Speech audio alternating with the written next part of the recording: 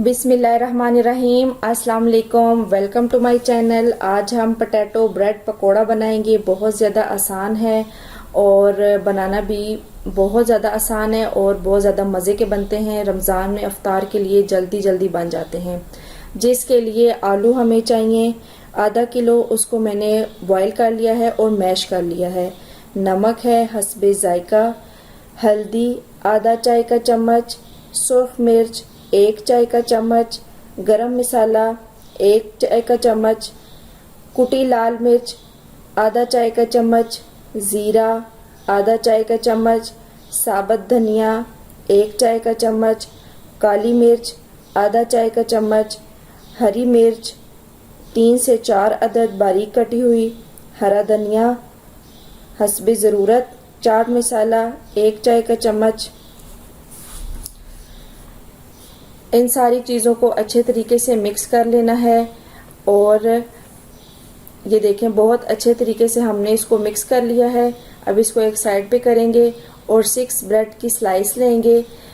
आप चाहें तो इनके किनारे कट कर सकते हैं, मैंने यहाँ पर इनके किनारे कट नहीं किए। ये अब सबसे पहले मैं टमाटो केचप लगाऊंगी।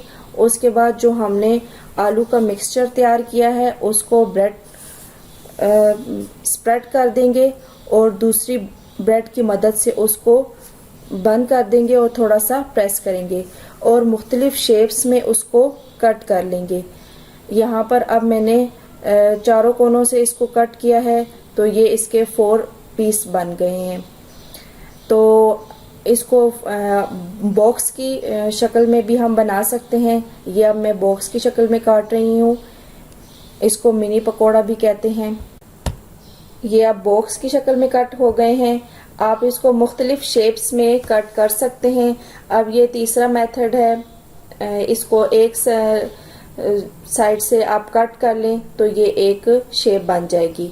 इसी तरह आप जो भी आपको शेप अच्छी लगे आप बना लें। अब इसकी कोटिंग तैयार करने के लिए बेसन लिया है, बेसन की कोटिंग करनी है। 1 कप बेसन है और ज़ीरा है 1 चाय का चम्मच, नमक हस्बे जायका, सुर्ख मिर्च 1 चाय का चम्मच, हरा धनिया हस्बे ज़रूरत। इसको थोड़ा थोड़ा पानी डाल के हम गाढ़ा सा मिक्सचर तैयार कर लेंगे। ये बैटर तैयार हो रहा है, हम थोड़ा थोड़ा सा पानी डाल के इसको गाढ़ा सा बना लेंगे। ना बहुत पतला करना है और ना ही बहुत ज़्यादा गाढ़ा। ये देखें बहुत अच्छा सा स्मूथ सा बैटर तैयार हो गया है। हमने दूसरी तरफ कढ़ाई गर्म करने के लिए रख दिया है तो इसको अब चारों तरफ से अच्छे से कोट करना है, बहुत अच्छे से डिप करना है, चारों तरफ से इसकी कोटिंग लग जाए। तो आप इसको कढ़ाई के अंदर डीप फ्राई कर लें। आंच मीडियम रखें, ना बहुत ज़्यादा तेज़ हो ना बहुत ज़्यादा कम। इसकी साइड भी चेंज करें, गोल्डन ब्राउन कलर होने तक इसको हम फ्राई करेंगे। तो जब इसका प्यारा सा गोल्डन सा कलर आ जाएगा तो अब इसको रिमूव कर लेंगे। अब हम इसको निकाल लेंगे। ये बहुत अच्छे से हमारे ब्रेड पकोड़ा बहुत ही मज़ेदार और बहुत ही लजीज तैयार हो गए हैं। जल्दी से फटाफट बन जाते हैं, तो आप भी ज़रूर ट्राई कीजिएगा। और अब हम इसको डिश आउट कर रहे हैं। ये देखें बहुत ही खूबसूरत मज़ेदार और लजीज ब्रेड पकोड़ा तैयार हो गए हैं।